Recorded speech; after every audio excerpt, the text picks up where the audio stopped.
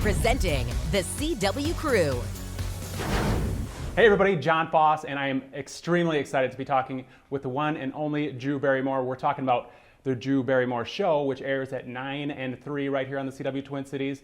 And Drew, I'm going to quote the one and only Jennifer Aniston, who on your show said, "You are great at this. You've done so much, now you have your own show. Tell us about your show." Oh, first of all, thank you for that amazing introduction. I love that it's on at 9 and 3 because people have such different habits in their life. So how wonderful that they can catch it at different times. And I love, late night, there's comedy. Everyone's like, oh, you got your day now, make you happy. I want that to come into the daytime space. That sort of intention and energy to try to make people happy. I want this show to be a bright spot, not a blind spot. I don't want it to just be one thing because people are so multifaceted. I love food, I love design, I love human interest, I love the news, and dynamic conversations with people that we all have loved, or someone maybe we've never even met, but will be forever changed by hearing something that they have to say or what they've done. So I think takeaways are really important to me. I love this job because my biggest goal in life is to learn every day of my life. And on this show, that is abundant for me. And so I hope that that is the way it feels for people watching it. That's really important. And there's been already a lot of iconic moments. For example, the one and only Steven Spielberg was on the show, and I mean, this guy means a ton to you. You talked about how this was the first person in your life that you felt like cared for you, and he's still with you now. What was it like to have him on the show and to kind of talk about that? Well, I cried. I still care about you. I've always cared about you. Ever since that first time this little blonde hurricane walked into an audition in my office and took us by storm, and then soon took the entire world by storm. That was you then, and that is you today. He's the only person that really acted like a parent to me in my life. And I think parents hold you accountable, and they say, you're wearing lipstick too young, or I want you to behave this way, or be a good girl. And he always has wanted the best for me. He's happiest when I'm at my best, and I think that's what love is. And I'm actually texting with him right now, and I'm going to see West Side Story, and he showed me West Side Story for the very first time when I was 8 years old. So this is very personal for me to honor his new movie that I know what it means to him. And I think this is going to be an epic film too. I feel like this is the cinematic experience we've all been waiting for. I love that. I want to see West Side Story, and crazy things have happened in the film and TV business over the years. Streaming has changed everything.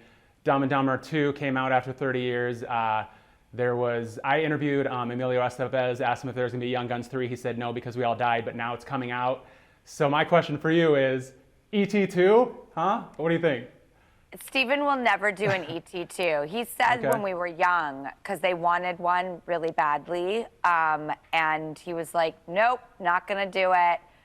I feel bummed. Like, I love the look of the new Scream movie, and we're hoping to sit down with the cast of that.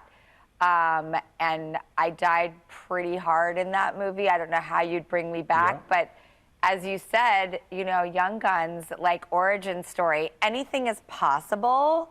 But for now, I'm going to celebrate West Side Story with Steven. Very cool. And I loved the 50 First Dates reboot that you guys did on the Drew Barrymore Show. That was awesome with Adam Sandler. I love when Adam is game. 2020 is not great. Netflix is good. And you fart a lot in your sleep. Oh yeah, you guys have become one of the most iconic film couples of all time, and you guys have teased another film. Number one, is that going to happen? Has there been any ideas talked about as far as like what that would be? And number two, what is your favorite film that you've worked on with Adam? Oh, that's so hard because every film I've worked on with Adam is so meaningful. I like Blended because it's like we got to meet a whole new generation because all these kids were watching it that weren't even born when we made The Wedding Singer. This is pretty cool, Mom. What is he doing here? Don't talk to my dad like that. Butthole language. She can say butthole if she wants to. Butthole, butthole. Not you. Obviously, I love The Wedding Singer because that was the time where I said to Adam, I'm convinced we're supposed to be this cinematic soulmate couple. Adam Sandler and Drew Barrymore. You're the wedding singer. How you doing? I'm Robbie. I'm Julia. Uh-oh. What? You like her? No, I don't. And I'm glad what you just said because that proves me right when I think it took a real leap of faith from him because we hadn't made anything together. And I was so convinced. And then I think 50 First Dates maybe might hold my heart the most because we wanted to make a film that really transcended what men and women, boys and girls like about movies, and we just wanted to make that ultimate balance, something for everybody, something that had a great message, something that had depth and comedy. It wasn't an easy tone to pull off, and that one has a lot of meaning for me. It's gonna be all right, Luce. Don't call me Luce. I barely know you. Sweetie, you're sort of dating him. Sorry, I'm not better looking. What about the fourth film? Because you guys mentioned you guys have done one every decade. It's a new decade. Is there any progress there? I know. He's like the only person I would want to go and make a movie with right now because I love this job. So I don't know, but I do know we're really close. Our kids play together, and I just love them so much. So I don't know. It's like it kind of comes naturally. Like it's just that moment, that time, that project, and we're like, this is it. So we do want to make On Golden Pond because we both love lakes, and that gives us the promise of being old together. I want to grow old with you. I do want to grow old with Adam. That's awesome. And we talked about at the beginning, you are kind of a natural at this job. Jennifer Aniston said it, so it's got to be true. But in addition to that, I mean, I think maybe one of the reasons that you are so good at this job is because of your experience. For example, you were, as a kid, on Johnny Carson. It's nice to meet you. Nice to meet you, too. I've been waiting all my life to meet you, and I finally Of your whole life. And then you were the youngest SNL host of all time. All right, are you ever going to get married? Steven. Steven who? Spielberg.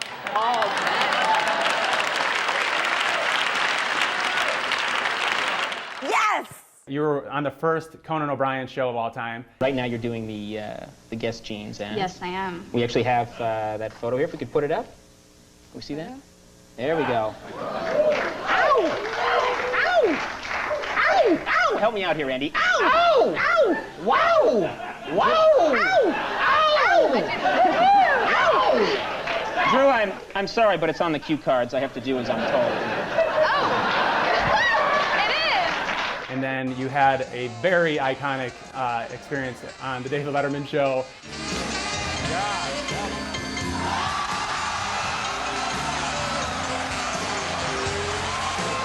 Not to mention 20 times on his show, and then he was on your show. I mean, having that history, being on shows similar to yours, do you think that helped you get to where you are today? And tell me about what are some of the memories that you have from being on all of those shows?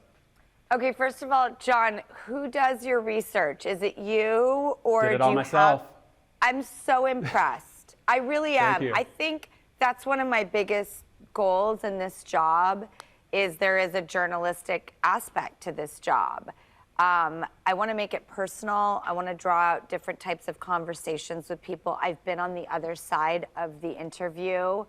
And you're looking for people to know things, have information, backstory, history, and like give you a dynamic question rather than like, why did you choose to do this project? So I thank you for your meticulous knowledge and effort. Let me just say, like, I mean, you could tell right away. You came into on the Johnny Carson set, you slipped because you had the new shoes, and Yep, I did. in that situation, anybody could have just shut down, didn't faze you. And you were hilarious the whole time. Took your teeth out, sat them on the desk. Johnny just went with it, and it just made like a hilarious moment. And it just kind of told the world that this person is born to be a star. And then I mentioned all these other iconic shows that you were on as well. And any other memories that stick out? I'll give you some fun little facts. When I slipped on Carson, I inside died. I was like, why can't I ever be cool? And that kind of physical attribute and behavior still haunts me to this day. If I ever try to be cool, I will trip and fall. Like, it's just my karma and my journey, but it does keep me humble. And then the Conan O'Brien, Lauren Michaels, actually, because I had just done that Letterman thing, was like, I want you, I need you on Conan. It's his first show. And he actually flew me from Texas. I think I was making Bad Girls. And he was just like, I need you to come in. And I was like, I'm making this movie. I don't know. Like, I just remember Lauren Michaels being like, I need you on this show. So I was like, anything for you, Lauren. And that's pretty much how everyone on planet Earth behaves, because he's a genius. And then what was the other question? I guess I was just asking about like memories in general, but you and the David Letterman moment, which Dave came and showed up for me on my birthday, and surprised me here on the show, and that was his birthday that I did the infamous. Honestly, I did not know what I was doing. I had just done this weird comedy thing with my friend at like this nightclub called the Blue Angel, and thank God it was the 90s. There were no cell phones, and I did a little striptease, and his producer had heard about that, so they were like, would you ever talk about that? And I was like, sure, why not? So when Dave brought it up, I just got the idea to do I didn't know what I was doing. I was on a runaway train called Spontaneity, and when I got in the car afterwards, I looked to my partner, Nancy Javonen, who's now Nancy Fallon, and I was like, what did I just do? And so I'm glad that Dave went with it, because Dave's tricky. You know, he could have turned on me in that moment, and he had my back in a moment where I did not know what I was doing. But I grew up, literally, my biggest crush growing up was David Letterman. So I think I just wanted to do something silly for him, because I've just loved what he put out into the world. I wasn't trying to be sexual. I was just, I don't know what I was doing. I still, to this day, don't even know how I would have the courage to do something like that, because now I'm so appropriate, and I just don't even think I have that. I would never do anything like that now. So it was fun. Hey, you took a risk, and you're right. It could have gone one of two ways, because it didn't go so well with Crispin Glover. I don't know if you ever saw that clip. Check that out. Of course I did. The platform wig moment where he walked off the set. I'm strong, you know. I'm strong. I can arm wrestle. Do you want to arm wrestle? No. I've been taking, I've taken part. These aren't mine. I can kick. Okay. Hey, I'm gonna go check on the top 10. No, And that was his last time blacklisted from the show. Oh no, he did come back, but for a while he was kicked off the show. But so it could have gone worse. It went great, led to some great things. You mentioned that he came back for your show for your birthday. My only complaint with Dave there is, Dave, come on, man, return the favor. He didn't flash you, but hey, we'll let it slide this time. Maybe your next birthday. And, anyway, I know I could talk to you forever. I know you got to go. You got more of these, and you got a lot to do. But Drew Barrymore, thank you so much. It was amazing to talk to you. Such an honor. You're just as great to talk to in real life as I would expect. So thank you so much. John, will you please come to New York and sit at this desk with me, or I'll come to Minneapolis and we can do a show together, because we are definitely birds of a feather. Absolutely.